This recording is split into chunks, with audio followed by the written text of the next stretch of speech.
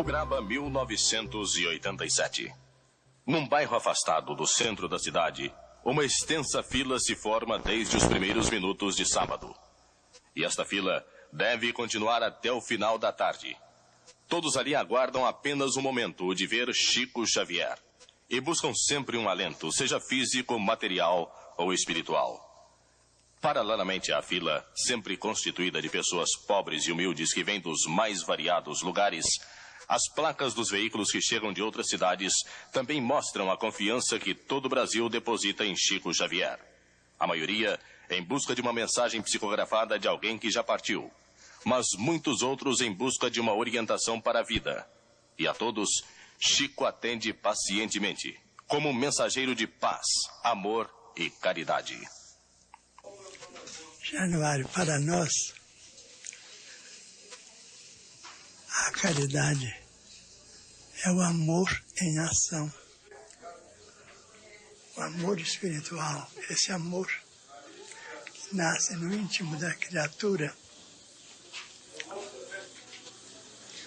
sem qualquer apelação para o campo físico. Esse amor, encontrando oportunidade, ele se faz ação. Essa ação é caridade. E violência, nós nos lembramos do verbo violar. Toda vez que entramos no regime de violação dos direitos de alguém, nós estamos praticando a violência. Para mim, para nós, a violência não é só o crime aberto nas vias públicas, é também qualquer atitude de nossa parte em que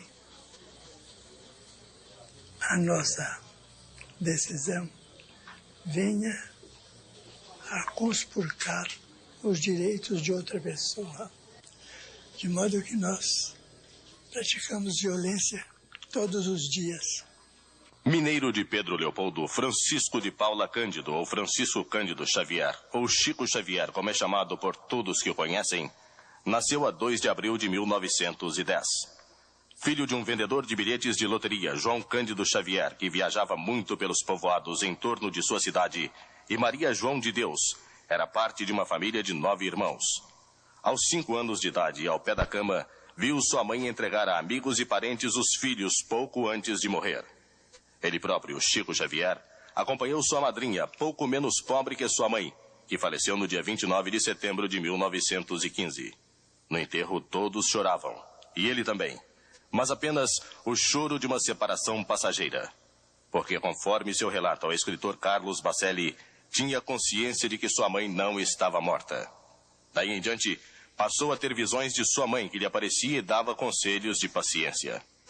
Tendo contado à sua madrinha o fato, recebeu várias punições, inclusive recebendo ferimentos com um garfo na barriga e sendo obrigada a carregar na cabeça uma pedra de 15 quilos em procissão. Mas estes aparecimentos serviram para iniciá-lo na doutrina espírita, na qual continuou até os 17 anos, quando se aprofundou mais nos estudos a respeito do assunto. Na escola, no entanto, só alcançou o 4º primário e, mesmo assim, recebeu um primeiro lugar em sua promoção porque, segundo ele mesmo diz, teve inspiração de espíritos para redigir uma composição na prova final. Apesar disto, hoje Chico Xavier tem mais de 20 milhões de livros vendidos em todo o mundo. Psicografando espíritos diversos, desde os 21 anos de idade, quando recebeu Parnaso de Além Túmulo, sua primeira obra, com 56 poesias, assinadas por famosos nomes da literatura brasileira, entre os quais Augusto dos Anjos, Castro Alves, Olavo Bilac, Casimiro de Abreu e Arthur de Azevedo, hoje seus trabalhos se constituem best-sellers, com textos em inglês, alemão, esperanto, sânscrito, braille e português. Apesar de altamente lucrativas, estas obras, Chico não aceita qualquer dinheiro por elas, e nem mesmo a sua autoria. Sempre cita o nome da entidade que as escreveu. O dinheiro é revertido em benefício de obras de caridade. Um dia eu perguntei ao espírito de Emmanuel por que é que eu recebia essas mensagens que constituem os livros deles, os espíritos amigos. Como é que eu recebia e por que é que eu recebia? Ele então me disse assim: eu vou te dar uma resposta possibilitando o seu entendimento. Se a laranjeira fosse interpelada por um botânico quanto ao processo de fabricação da laranja, no íntimo dela, laranjeira, ela talvez ficasse confusa e nunca mais daria laranjas. Para seus seguidores, Chico Xavier reúne em sua essência tudo o que se possa dizer sobre paz, amor e caridade. E a maior parte vem no homem simples e bom de Pedro Leopoldo, que por causa de sua saúde escolheu Uberaba para morar, uma reencarnação missionária de São Francisco de Assis.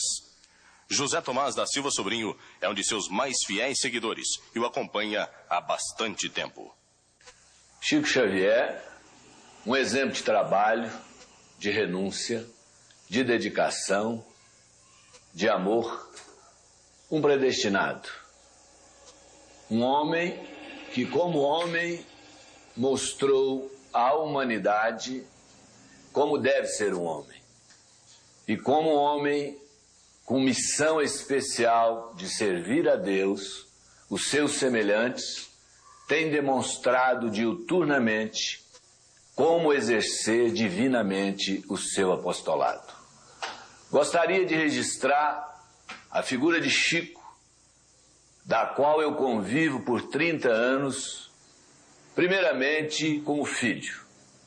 Desde criança, Chico revelou ser um filho exemplar, a ponto de que, no momento solicitado, cuidou de vários irmãos até que eles se emancipassem. Chico, como funcionário público do Ministério da Agricultura, lá em Pedro Leopoldo, foi um exemplo de trabalho e dedicação, sem nunca ter recebido uma advertência sequer. Chico Xavier, como espírita, fidelidade absoluta à doutrina de Allan Kardec, à doutrina da terceira revelação, fidelidade absoluta ao seu mentor maior, o iluminado Espírito de Emmanuel, que lhe fez apenas uma advertência: eu quero disciplina, disciplina, disciplina. Chico Xavier, como médium, sobretudo médium psicográfico, tem nos dado livros e mais livros, páginas e mais páginas, de orientação, de consolo, de clarividência absoluta no trato do relacionamento humano. Por isso tudo, Chico Xavier é um legítimo cidadão do universo. Chico Xavier, aqui em Uberaba, revelou-se como um uberabense de coração. Quando ele aqui chegou, quando ele aqui começou a trabalhar, ao seu lado, abnegados companheiros puderam identificar a presença daquilo que mais o honra dentro da sua humildade extraordinária. O pobre, o sofredor, a mãe aflita, o desesperado. E Chico Xavier tem sido realmente o legítimo seguidor de Jesus Cristo, mostrando a quem quer caminhar como caminhar, a quem quer sentir a vida, a registrar na vida a dignidade do trabalho e do dever cumprido. Chico Xavier está doente, levemente doente no seu físico, mas revela na sua formação corporal o trabalho gigantesco de um homem moço, atravessando horas e horas a fio, atendendo aqui, atendendo ali, oferecendo assistência social e trabalhando até altas horas da manhã. Por isso tudo, compete-me louvar a Deus pela presença de Chico Xavier em Uberaba. Compete-me louvar a Deus pelo trabalho que Chico Xavier vem desenvolvendo em favor da nossa doutrina, a doutrina espírita, dos espíritos, a doutrina da terceira revelação. Rogo a Deus que o abençoe e que lhe dê muita saúde, para que ele fique mais tempo possível conosco, trabalhando não para Uberaba, porque é cidadão uberabense, trabalhando não para Minas, porque nascendo em Pedro Leopoldo nós mantemos as duas cidades ligadas, trabalhando não apenas para o Brasil, mas para o mundo inteiro. Chico Xavier é cidadão do mundo, é o cavaleiro da esperança, é a guia maior, é o coração que se movimenta, é o abraço do amor, é a presença da caridade legítima. Este reconhecimento, no entanto, não vem somente daqueles que estão ao seu lado. Dom Alexandre Gonçalves do Amaral, um dos mais combativos bispos do Brasil à sua época, e hoje arcebispo resignatário em Uberaba, teve muito poucos contatos com Francisco Cândido Xavier. Apesar das divergências doutrinárias, ele faz questão de destacar e reconhece a grande obra que Chico desenvolve em benefício da humanidade. Eu conheci em uma sessão festiva que houve a 1º de janeiro do ano de 1973, justamente na televisão, em que ele foi para dar uma mensagem, eu também fui. Ele não sabia da minha ida, eu também não sabia da ida dele. Creio que eu sou bastante insuspeito para falar sobre Francisco Cândido Xavier, porque, religiosamente falando, nós ocupamos campos antagônicos. Enquanto ele é espiritista, eu sou católico, sou sacerdote e bispo da Igreja Católica. Ora, entre catolicismo e espiritismo há um antagonismo radical. Os dogmas do espiritismo são radicalmente contrários aos do catolicismo. Então eu estou em campo inteiramente antagônico a ele em matéria de religião. Mas no campo cívico eu admiro como um homem bom que é, desprendido, despretensioso, simples, sem ambição, e que realiza muitas coisas em favor do próximo. É isto que penso dele como homem. Na psicografia está um dos maiores trabalhos de Chico Xavier. Não só recebendo livros, mas também muitas mensagens de pessoas desencarnadas, cujos parentes sempre estão à procura do médium, formando extensas filas à sua porta. A maioria, emocionada, fala das mensagens que recebe. Dona Lindaura, é a primeira mensagem que a senhora recebe do seu filho? É a primeira vez. Já estava esperando há muito tempo? Eu estava esperando há 10 meses. Mas não que eu estivesse esperando 10 meses, porque se eu tivesse vindo ao Chico antes desses 10 meses, ele teria me atendido e eu teria recebido essa mensagem. Mas eu não sei se por falta de oportunidade ou se porque por falta de conhecimento total sobre o Chico, sabe? Que hoje para mim é uma pessoa maravilhosa. De que foi que seu filho morreu? De acidente de carro. E depois a senhora receber essa primeira mensagem, o que a senhora achou desse trabalho de psicografia? Eu achei maravilhoso, perfeito, como se estivesse sendo meu próprio filho a me dizer tudo isso.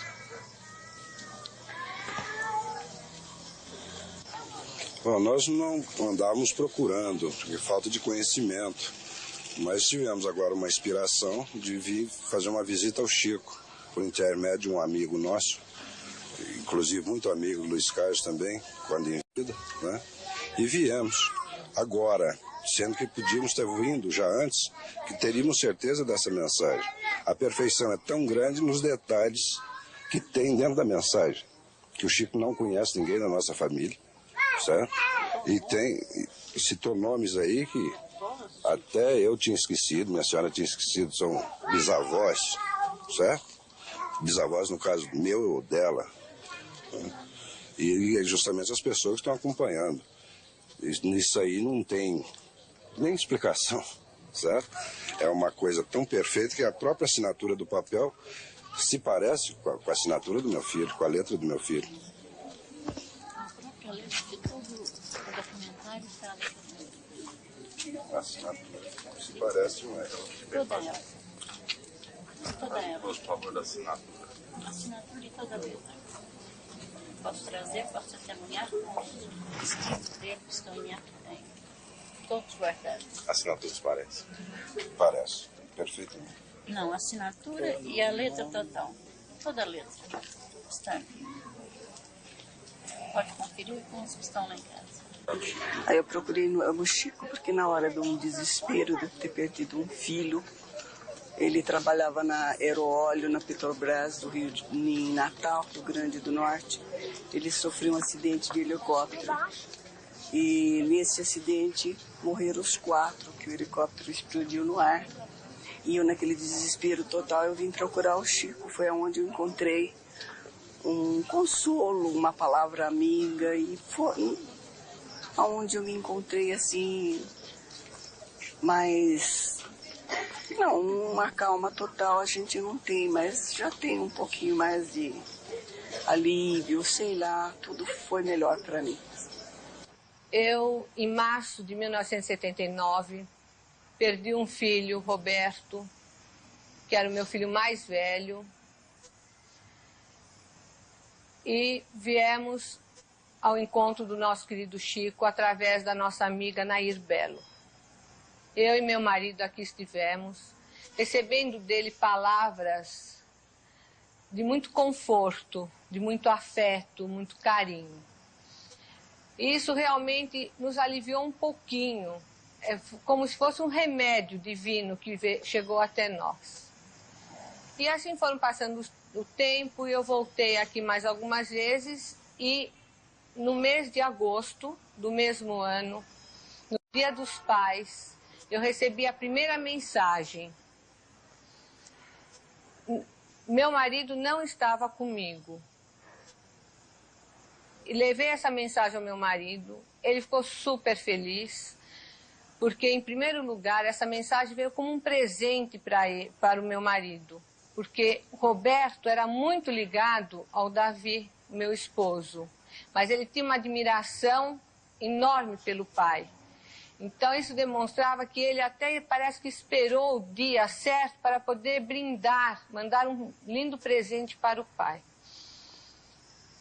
Davi, muito comovido, e vendo que nessa mensagem ele mandava realmente as explicações, como foi o transporte para o plano espiritual, o que levou, qual foi a causa do desencarne dele, escrevendo nessa mensagem o nome de todos os irmãos, o nome do médico que operou, porque ele faleceu após ser operado do desvio de septo.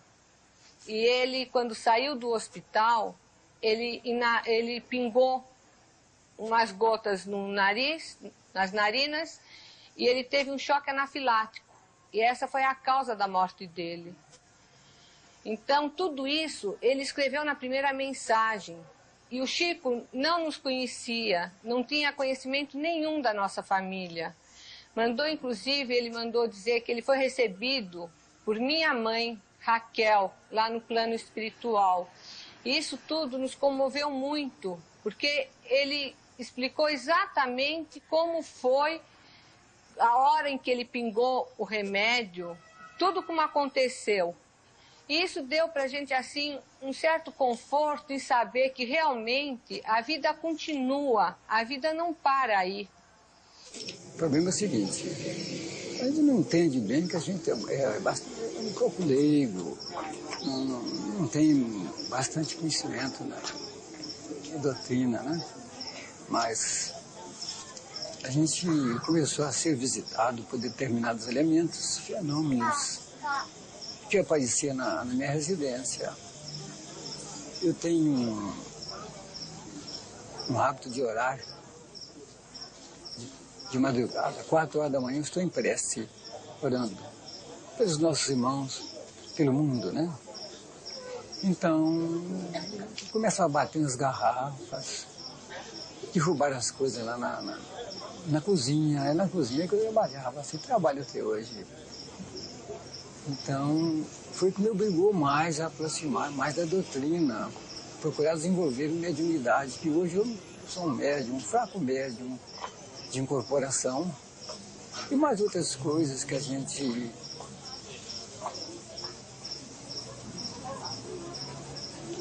sente, né? E aproveita dentro da nossa doutrina. Na porta da casa de Chico Xavier, os recados daqueles que muitas vezes vieram de longe e por qualquer motivo não puderam ver de perto o famoso médium espírita. São dos mais variados tipos. Zinda veio aqui receber mensagem de João Luiz Carvalho Tolentino. Chico, ore pela saúde de Tiago. Deus lhe abençoe. São Paulo, 23/7/86. Chico, Lourdes Lendina esteve aqui. Precisa sua bênção. Veio de São Paulo. Joana Batista, Três Lagoas, Mato Grosso do Sul. Saúde, Chico.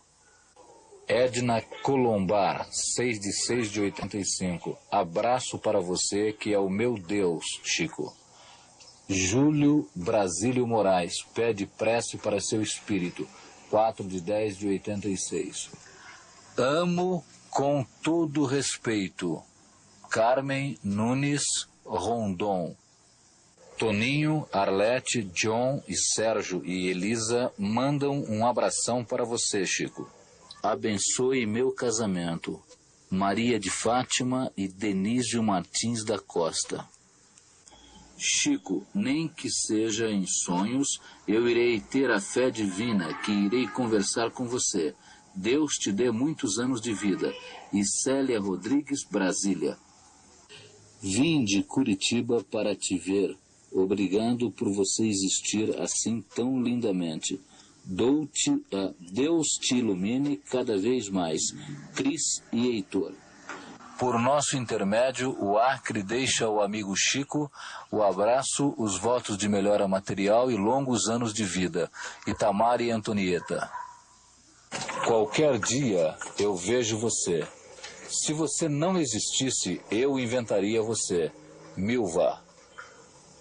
Em Pedro Leopoldo, muita gente se ressente da falta de Chico Xavier.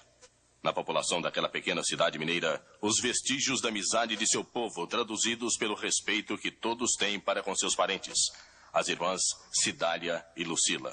Cidália se dispôs a falar conosco alguma coisa sobre Chico Xavier. Ele, como irmão, é um pai, é um amigo constante. Em todos os momentos da nossa vida, Chico tem sido, para mim, como um Deus, graças a Deus, e para todos. Eu tenho a experiência dele. Francisco Xavier, uma ocasião, eu estava, até era o meu irmão, que estava com uma criança doente.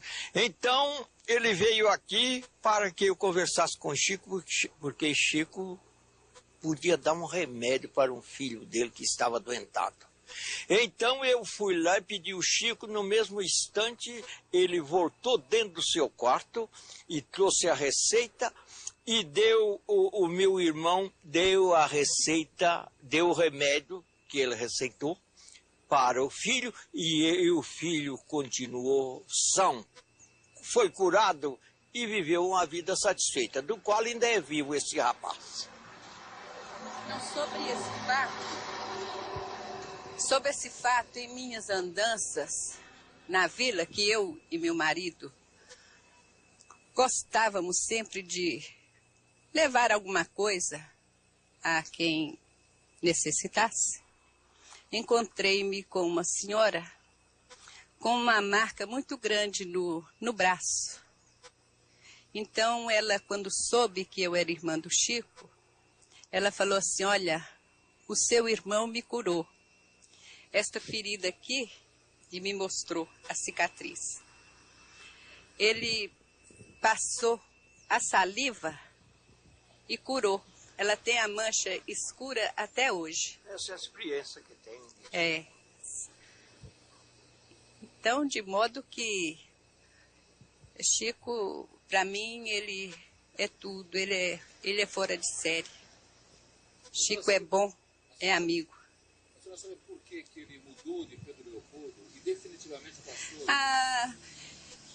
Por causa da saúde dele, né? O clima de Uberaba é mais saudável. Mais saudável. Mas ele ama Pedro Leopoldo, eu sei. Ele ama Pedro Leopoldo, mas aqui ele não tinha tempo, porque muita gente procurava. Ele era de conversar muito, a senhora dar conselho? Conversava, nós sempre conversamos, nós sempre fomos muito amigos, graças a Deus. Um bom conselheiro. E amigo de todas as horas. Eu chegava da fábrica e eu contava caso. Contava muito caso, ele me contava caso, a gente ria bastante. Era uma vida feliz quando ele estava aqui. Eu tinha muita alegria. Aliás, nós todos, com a saída dele, sentimos muita falta, mas sabendo que era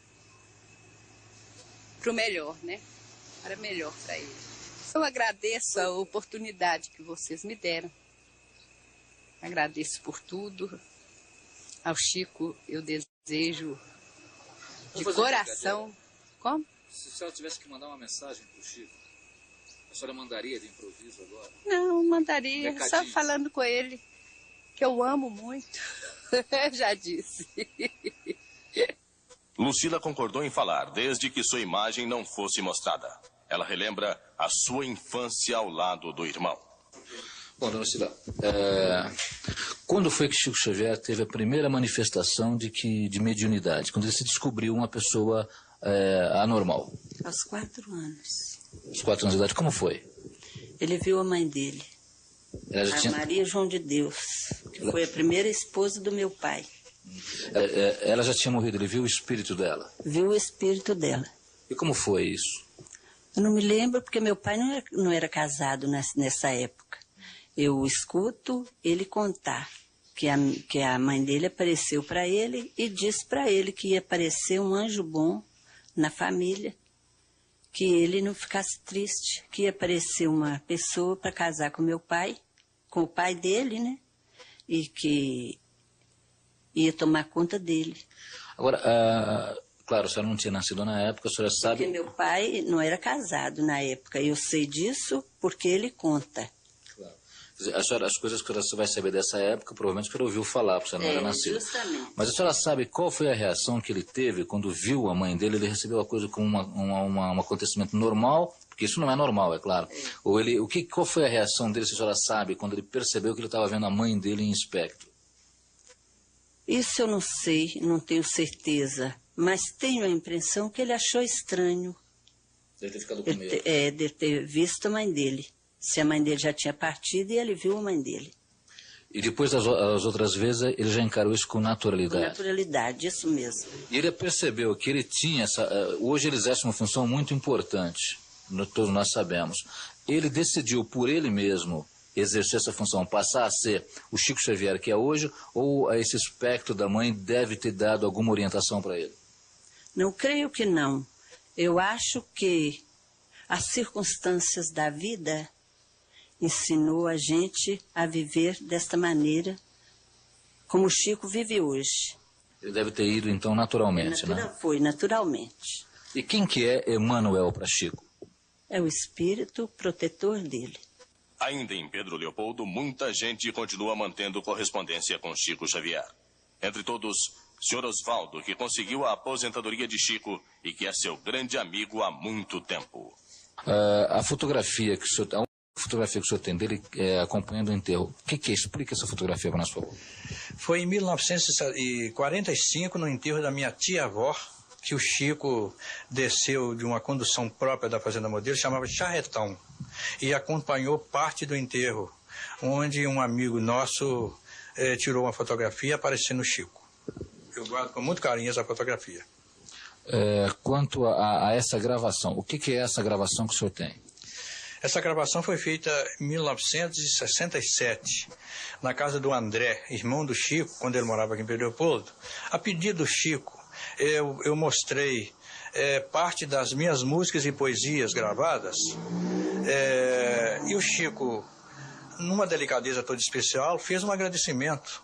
E eu tomei aquele agradecimento como um documento importantíssimo, porque foi inclusive gravado pelo Alberto, um amigo nosso da época. E eu guardo essa gravação com muito carinho.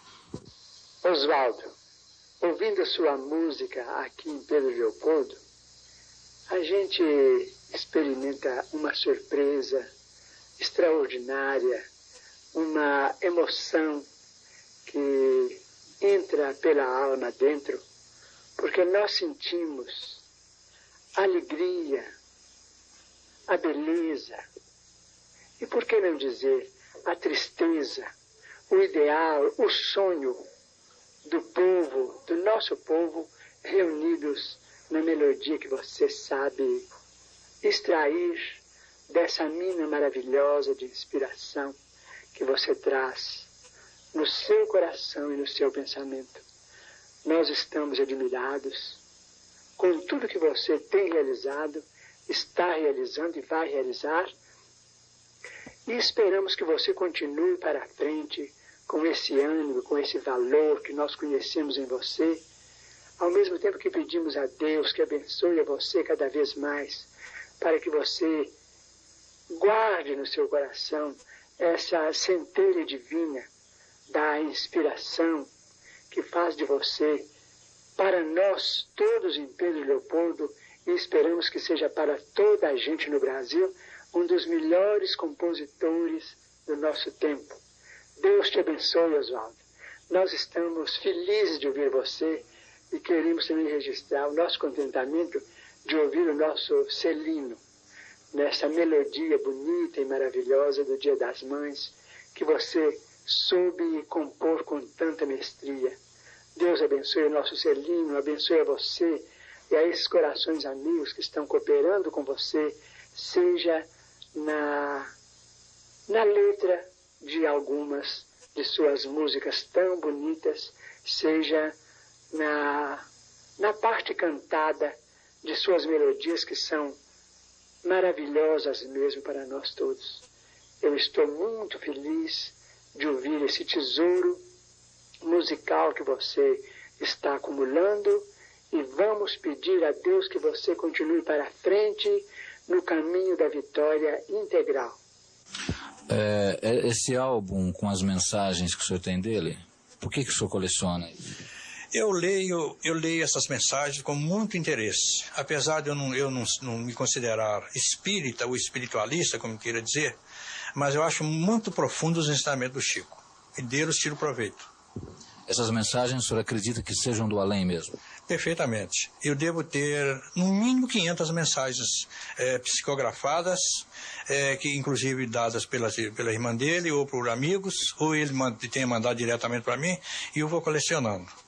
Eu comecei esse álbum, foi em 1977, quando eu tinha sofrido um derrame, estava cego, e a minha filha, a Ana, é que escreveu para mim o índice. Eu mais ou menos, eu fiz um trabalho para ela, ditando o que ela deveria fazer por ordem alfabética. Então eu devo ter no mínimo 500 mensagens de Chico, de diversas épocas. O Chico certa vez me falou que se ele aprendesse música, teria condições de completar a Sinfonia Inacabada de Schubert. E nessa época, atendendo a pedido dele, nas horas de folga, entre o intervalo do almoço, eu comecei a ensinar música ao Chico, porque música é meu hobby. E fomos mais ou menos durante uns 2 meses de estudos, e Chico progrediu imensamente, chegou a solfejar. Mas acontece que logo após eu fui convocado para a guerra, e me ausentei de Pedro Leopoldo e fui para São João del Rei. E não sei se o Chico continuou estudando música. Chico Xavier mantém várias entidades assistenciais. Em Uberaba mesmo, por exemplo, ele auxilia de maneira constante o Hospital do Pênfigo, uma entidade destinada ao atendimento dos doentes do fogo selvagem que vêm de várias partes do país. E Dona Aparecida Conceição Ferreira, sua diretora, sempre lembra com muito carinho a importância de Chico Xavier para a manutenção daquele hospital e as dificuldades por que já passou. Chico Xavier é uma pessoa que não há palavras para explicar. Na sua mediunidade, no seu modo de tratar as pessoas, no seu modo de agir. Eu não tenho palavras para explicar quem é o Chico. Eu devo muito a ele nesta casa. E no hospital, se não for a ele, esse hospital já tinha fechado. Porque quando eu comecei aqui, que o hospital ficou na minha direção, foi no dia 8 de outubro de 1958. Um mês depois eu fiquei conhecendo o Chico Xavier. E eu dava banho nos doentes, eles ficavam nus na cama. Eu lavava aquela roupa, quando aquela roupa enxugava, eles vestiam, eu tirava a roupa da cama e ia lavar. E um dia eu fui ao Chico Xavier, levando uma doente, por nome Aparecida Borges, que estava obsediada. Chegando no Chico, ele estava de pé, fazendo uma receita. Mas eu não vi Chico, eu vi Casto Alves. E eu disse para o Odoaldo hoje é médico, pediatra, e eu falei para o Odoaldo, eu não vi Chico, eu vi Casto Alves, o cabelo largação, grisalho. E não quis acreditar, viemos embora. No outro dia de manhã, o Chico mandou, e eu já não tinha roupa, eu lavava a minha roupa e vestia de manhã. À noite enxugava, de manhã eu vestia. Porque quando a gente veio para o hospital, a gente veio só com a roupa do corpo. E o pouquinho que eu tinha, eu tive que dividir com os doentes. E o Chico mandou 3 camisolas para cada um, 3 pijamas, toalhas. Eu estava andando descalço, ele mandou chinelo, ele mandou sapato. Eu fiquei encabulada porque eu tenho o pé grande, eu calço 40. Como é que ele descobriu o tamanho do meu sapato, do meu chinelo? Então aquilo me trouxe uma confusão na cabeça. E vestido feito para mim, no meu tamanho, pano para fazer vestido. E eu fiquei muito confusa com aquilo. Então, desde a hora que eu conheci Chico Xavier, a minha casa nunca teve miséria. Sempre eu tive para dar os meus doentes. Depois, mais tarde, fui presa lá no viaduto do Chá. Tive 8 dias presa e vim embora, muito apaixonada. Queria ter força, mas o eu da gente é muito egoísta. E fui falar com o Chico. O Chico disse, você já veio várias vezes para fazer essa obra. E agora que você vai caminhando bem e você vai deixar essa obra, você vai sair porque te chamaram de ladrona. Eu falei, Chico, a gente faz, o nome que recebe é ladrona. Então ele disse para mim, olha, se você sair e não fazer nada, o povo vai dizer, ela roubou tanto que nem agora ela consegue ter nem roupa para vestir. E se você, com a energia que você tem, com a coragem que você tem, se você fizer alguma coisa na vida e falar lá, que tudo veio do Hospital do Pênfigo, foi ela que tirou. Então eu fiquei indecisa. Como que eu faço? Aí eu resolvi, bom, então eu sou ladrona de qualquer jeito, então vou continuar roubando. Então de 64 para cá, eu continuei roubando, estou roubando e vivo aqui, até morrer. A mamãe é meu amor, com ela fazem tudo bem. Escova que sobe e desce sem parar. Cuida bem dos meus dentes, ao 100 eles vão ficar, ao 100 eles vão ficar. O dia de Chico Xavier começa sempre bem cedo para o desenvolvimento de seus trabalhos. Principalmente aos sábados, quando ele, além de psicografar seus livros, tem ainda a chamada peregrinação à Vila do Passo Preto, pela tarde, e o recebimento de mensagens pela noite. No bairro pobre, Chico sempre chega por volta de 2 da tarde. E antes da distribuição de alimento aos pobres, tem sempre uma orientação espiritual aos presentes. E todos participam também de uma meditação sobre o Evangelho e o bem. Meus queridos e amados irmãos, a leitura evangélica está relacionada no capítulo Bem-aventurados aflitos, quando nos mostra que depende do homem aumentar ou suavizar os seus amargores. Isso significa, depende do livre-arbítrio de cada um. Porque na página da dor, da amargura, do sofrimento, do abatimento moral, da dúvida e da incerteza, tudo depende do homem. É bem verdade que a confiança em Deus, a fé nos desígnios maiores da espiritualidade, sem dúvida nenhuma, vão dar ao homem essa condição de aceitar a sua dor, de aceitar o seu sofrimento, mas não como de uma forma definitiva, e sim de uma maneira passageira, dependendo dele encarar esse sofrimento. Ele pode aumentar ou suavizar os seus sofrimentos. Depende do seu livre-arbítrio, aqui e agora. Que a paz do Senhor continue conosco. Prezados irmãos, que o Senhor nos abençoe. Se realmente nós encaramos a vida terrena conforme nos ensina a doutrina espírita, porque o Espiritismo nos ensina a enxergar a vida na Terra como sendo uma escola, onde nós estamos nos habilitando aos planos superiores, a perfeita felicidade, a paz inalterável. Se nós encaramos a vida assim, se nós temos fé no futuro, se temos confiança em Deus, se compreendemos a presença da dor, se procuramos amar o próximo como a nós mesmos e a Deus acima de todas as coisas, se procuramos servir os semelhantes, dando sempre de nós, sem reclamar de nada, então nós vamos suavizar esses males, vamos suavizar o peso das provas, porque então estaremos compreendendo que as dificuldades são necessárias ao nosso crescimento espiritual.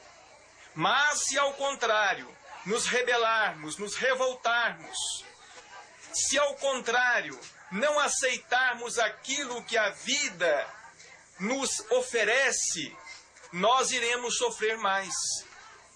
Porque nós não teremos forças para superar, não teremos forças para carregar a cruz mais adiante.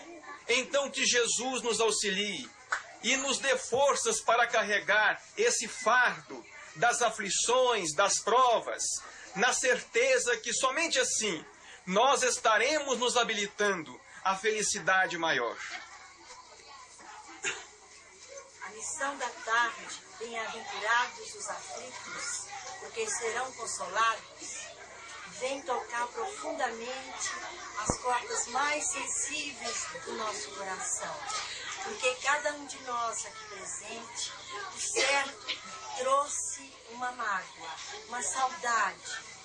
E já aprendemos então, com o comentário da tarde, com a leitura bendita do Evangelho, de que nós temos que enfrentar os nossos problemas com confiança em Deus, com fé em Jesus, certos de que, confiantes nisso tudo, venceremos o problema, venceremos a dor, venceremos a saudade, porque depende de nós próprios. Se nós nos fortalecermos no trabalho, na comunicação doce com as criaturas humanas, nós saberemos passar pelos reveses que por vezes nos visitam e teremos vitória depois de enfrentarmos esta luta.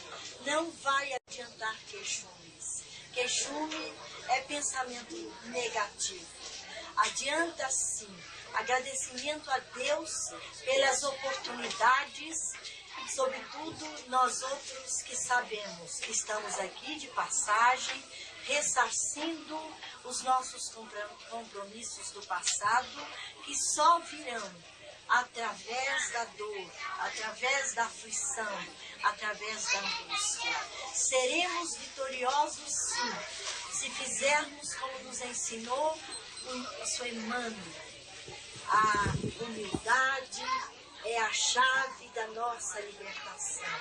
Liberte-os através da fé, pelo trabalho e, sobretudo, pelo amor que cobre a multidão das nossas faltas. Que o Senhor continue nos abençoando.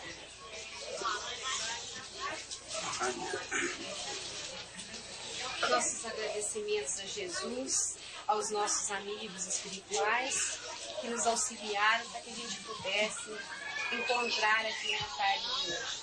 O Evangelho tão bem-aventurados os aflitos, o item, se eu não me engano, o item 13, né?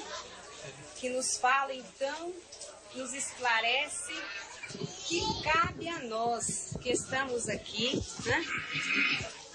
Nessa humanidade presente, suavizar ou dificultar mais as nossas vidas. Então nós sabemos muito bem que quando nós estamos vivendo as nossas vidas com base na fé, com base na esperança, acreditando realmente que somos filhos de um Pai, todos nós temos mais forças para vencer os obstáculos que a vida nos impõe. A gente hoje lendo esse livro, O Espírito da Verdade, a gente viu uma página muito bonita que nos fala de várias pessoas, grandes vultos que deixaram aqui as suas marcas e que tiveram imensas dificuldades para realizar aquilo que eles tinham em mente realizar.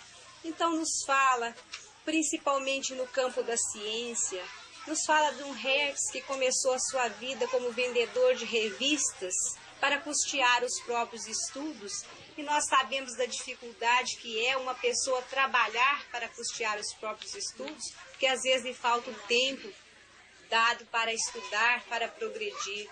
Nos fala então de um Einstein que até uma idade de 8 anos não falava direito, tinha dificuldades na fala, era considerado um aluno medíocre.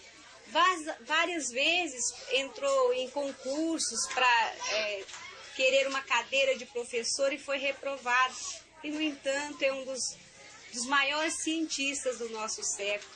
Nos fala ainda, dentro da doutrina espírita, dentro da literatura, nos fala das dificuldades que o Kardec enfrentou, vendo seus próprios livros queimados, mas ele continuou firme na sua missão redentora. Nos fala de um Bezerra de Menezes, grande médico, grande político, que a tudo ele colocou em primeiro lugar o seu compromisso com Deus, através do seu trabalho, principalmente direcionado aos menos favorecidos da sorte. Então nós vemos aqui no nosso Triângulo Mineiro um trabalho de Eurípides Bassanufo, que também enfrentou muitas dificuldades, vários adversários, e o seu trabalho foi aquele trabalho até os últimos momentos da sua vida, servindo, sempre servindo. Então nós observamos, meus irmãos, que a pessoa, quando ele está assentado na fé, confiante, sabendo que a todos os momentos nós estamos amparados pela divindade maior que é Deus, que nenhum de nós que aqui está, por pior que sejam os nossos problemas, nós não estamos abandonados, nós não fomos rejeitados, tivemos uma oportunidade da encarnação, de uma reencarnação, nós devemos então agradecer a Deus e fazer o melhor e aproveitar dessa estadia aqui na Terra da melhor forma possível para que a gente possa progredir no sentido espiritual. E que a paz então de Jesus permaneça conosco hoje e sempre. Há um pensamento de um dos nossos benfeitores espirituais que diz assim, que quando a pedra se viu transformada em obra-prima, agradeceu a Deus e pediu a Deus que abençoasse o buril que a havia lapidado. Então é isto que acontece conosco, prezados companheiros. Se nós formos encarar as dificuldades, as provações que nos visitam, nós chegaremos à conclusão que, como o próprio Evangelho nos diz, é apenas um ponto no infinito. Quer dizer, é uma etapa da nossa vida, não é eterno. É um sofrimento que vem, se nós suportarmos com paciência, passará. Nós não sentiremos o peso total, nós não descambaremos para o desespero. Prezados companheiros, todos nós sabemos que o sofrimento é nosso, porque o nosso planeta ainda é de provas e expiações. E que todos nós recebemos a visita da dor como um pagamento de dívidas nossas contraídas no passado. Quantos de nós que falamos e nós que ouvimos, cometemos verdadeiros desatinos no passado, e Deus, na sua infinita misericórdia, permite que nós paguemos esses débitos em prestações. Quando a prestação maior chega, que é quando a dor nos sacode mais violentamente, então nós vamos imaginar que seja a prestação maior. E se nós a pagarmos com paciência, estaremos ficando livres dela. E para completar, prezados companheiros, o nosso pensamento, nós costumamos, nós todos, pensar que quando nós sofremos, o nosso sofrimento é muito maior do que todos os outros. Nós sofremos mais do que os outros. Nós não somos capazes de imaginar que os outros também estão sofrendo. A respeito, existe uma história bastante interessante de Emmanuel, através da mediunidade do nosso Chico, que conta que certa vez um homem estava muito sofrido. Ele estava se sentindo o maior sofredor do mundo. Estava aflito, desesperado. E um dia, para distrair a sua mente, ele ligou o rádio e ouviu uma voz que falava em esperança, que falava em coragem, que falava em Deus, que falava em fé. E ele se sentiu muito reconfortado com aquela voz. Tão reconfortado que quando ele ouviu o locutor dizendo assim, amanhã estaremos aqui neste mesmo horário, ele se sentiu tão bem que no outro dia ele tornou sintonizar o seu rádio para ouvir outra vez a voz daquele homem. E ele falou outra vez, e levou esperança, e levou paz, e levou amor, e levou tanta coisa bela, que tudo que o homem falava, o sofredor pensava, é para mim. Até que o tempo foi passando, e aquele homem, antes sofrido, agora era um homem que tinha fé, era um homem alegre, era um homem que havia conseguido suplantar a crise da dor. E ele então pensou, eu preciso conhecer esse homem, eu preciso agradecer pessoalmente a este homem que me salvou da morte da alma. Então que o Senhor Jesus nos abençoe, que o Senhor Jesus, que é o parente mais importante que nós temos, abençoe-nos a todos nós e aumente as nossas energias.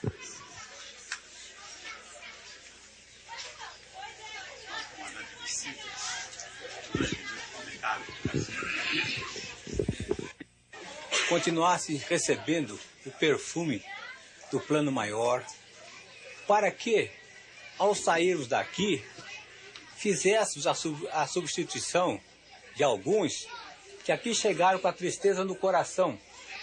E com as graças de Deus, temos certeza, sairão daqui com a alegria de Deus no coração. Torna-se realmente bastante fácil, bastante agradável falar sobre o tema de hoje. E quem são os aflitos? Os aflitos, meus irmãos, de um modo ou de outro, somos todos nós. De um modo ou de outro, nós todos temos alguma aflição, nós todos temos alguma amargura Nós todos temos alguma coisa dentro de nós que nos apoquenta, que nos judia. Caberia uma pergunta muito interessante. E o que fazer? O que nós temos que tentar para tirarmos de dentro de nós esta alegria que muitas vezes nos judia muito? Muito simples, meus irmãos. Nós estamos com a solução nas mãos. É o Evangelho de Cristo. Nos nossos momentos de amargura e de tristeza, basta que recorramos ao Evangelho de Cristo, pois lá estão todas as respostas que nós necessitamos para que a nossa passagem neste planeta se dê de uma forma bastante agradável. Era isso. Que antes de nós reencarnarmos, nós na espiritualidade superior, o corpo físico ao qual nós vamos nos servir na presente encarnação é estudado sobejamente por uma equipe de espíritos e nós então reencarnamos nas condições de vida a que todos nós temos direito de acordo com a posição evolutiva de cada um. Portanto, nós recebemos toda a retaguarda possível de Deus, da espiritualidade superior, para que nós possamos obter êxito na nossa presente encarnação. Nós então reencarnamos e recebemos o apoio dos nossos pais, o amor dos nossos pais, o afeto dos nossos amigos, o afeto dos nossos entes queridos, daquelas pessoas que nos sustentam afetivamente. Porque se não fossem essa afeição a qual nós somos rodeados na nossa existência, nós não teríamos condições realmente de suportar as provas pelas quais nós temos que passar. Provas estas que são produto da colheita que nós estamos fazendo hoje, da semente que nós plantamos no ontem. Portanto, nós todos temos as nossas dívidas a ressarcir, mas nós reencarnamos também para evoluir, para adquirirmos experiências profundamente necessárias para a nossa evolução moral e espiritual. Nós recebemos todo esse amparo possível e temos condições, todas essas condições de minorar as provas às quais nós somos submetidos. Porque conforme nos ensina a doutrina espírita, Deus não quer a morte do pecador. Assim como disse Jesus, misericórdia quero e não sacrifício. E é, portanto, através do exercício do bem, do trabalho intensivo em favor do próximo, é que nós vamos suavizar as nossas dores, porque nós só podemos suavizá-las na medida em que nós passamos a compreender as necessidades do nosso próximo. Que Jesus continue nos abençoando hoje e sempre. Com Jesus, através do seu Evangelho, a santa oportunidade de trabalharmos em favor dos nossos irmãos necessitados. Nós vamos encontrar os apóstolos dirigindo a Jesus, pedindo ao Mestre que aumentasse a fé deles, que os amparasse, sustentasse aquele sentimento cristão. Então Jesus distribuiu os apóstolos, seus discípulos, de 2 a 2, e os recomendou que eles fossem para o trabalho, que partissem para curar, para levar o Evangelho a todas as criaturas. Então nós temos aprendido através da doutrina espírita, essa doutrina maravilhosa, que através da assistência social, da prática da caridade cristã, da prática da convivência com o sofrimento dos nossos semelhantes, nós vamos ganhando forças para compreender as nossas próprias dificuldades, as nossas próprias aflições, porque muitas vezes nós estamos aflitos, nós estamos com problemas diversos, de reencarnações passadas, problemas também oriundos dessa própria vida. Nós vamos buscar recursos em nossos semelhantes que nos dão forças. De outra feita, estivemos visitando uma colônia de irmãos rancenianos. Então a senhora nos contou um caso. Quando ela levantava da cama, ela sempre caía, porque ela tem dificuldade em andar.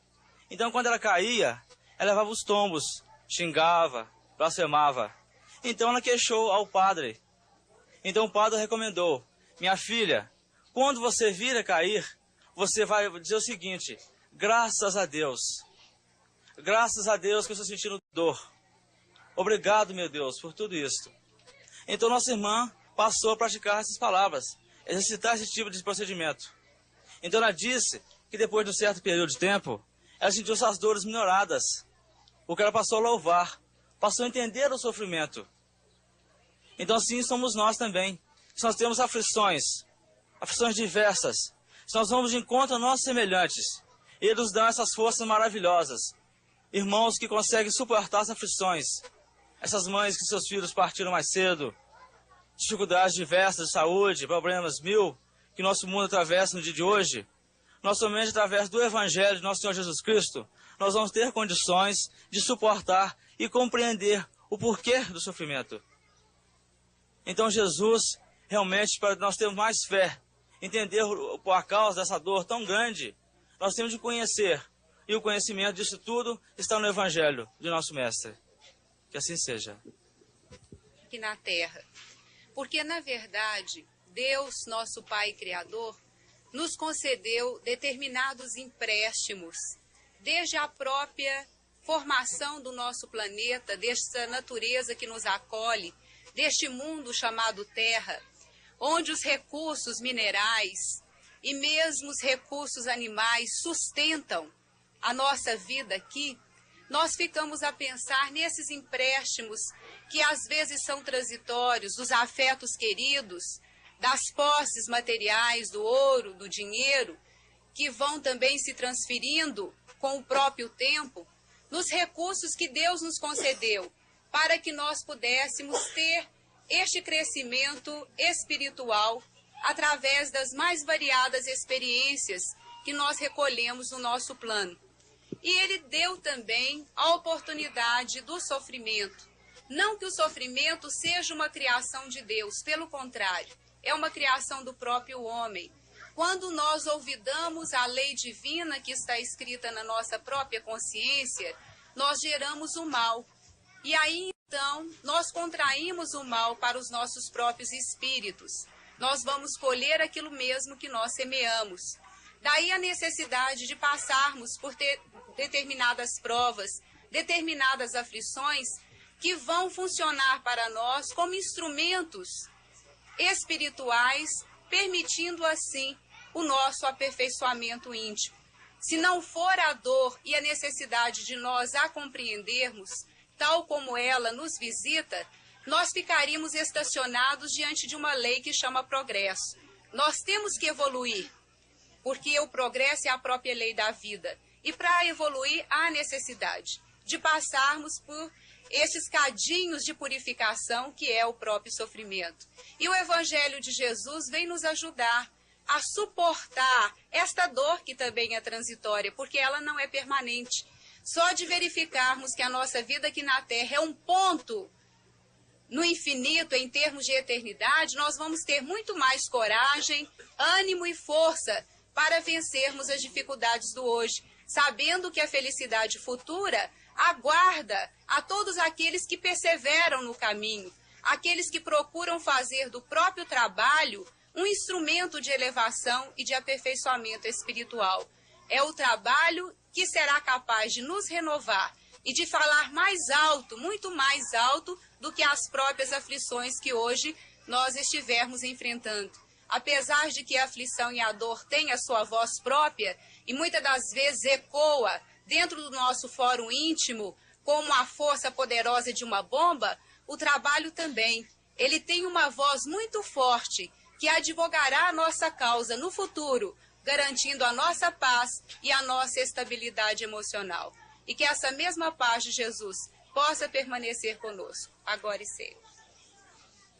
Ao passarmos para a segunda parte do nosso culto, nós agradecemos por mais esta oportunidade, rogando para que as tuas bênçãos e o teu amparo possa estar com todos aqueles que os nossos pensamentos estiveram presentes nesses momentos, e que a tua paz permaneça conosco, hoje, amanhã e sempre. Assim seja. A pessoa do presente continua o que foi, né? Ela continua o que foi, com a oportunidade de melhorar e também com a possibilidade de piorar, porque nós dispomos de 7 dias em cada semana, 24 horas em cada dia, em que estamos submissos às leis da vida física, mas estamos livres para fazer muito em nosso próprio benefício, agindo no bem dos outros, porque o bem verdadeiro é o bem dos outros. Do nosso próprio bem, a lei de Deus cuidará. Então, o bem é aquele bem que possamos fazer a outrem. Agora, o bem para nós não é propriamente o bem, será uma concessão da bondade divina em nosso favor, por intermédio daqueles amigos que nos rodeiam, sejam eles encarnados ou desencarnados. À noite, as sessões de psicografia.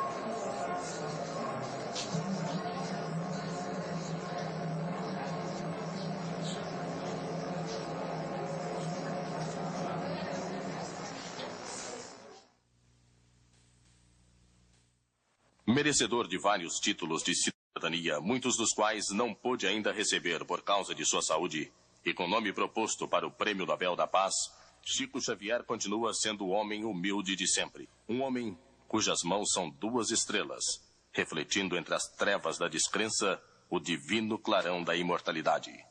Um apóstolo da vida que vai passando semelhante a um meteoro na terra, deixando rastros de luz. Um homem que não é um corpo, mas um imenso coração. Um homem que não cansa de repetir a grande mensagem de paz. A maior mensagem nos dias de hoje ainda é aquela do Cristo. Amai-vos uns aos outros como eu vos amei. Porque se nós colocarmos essa legenda em prática, nós estaremos livres da calamidade, da guerra que está pendente sobre nós.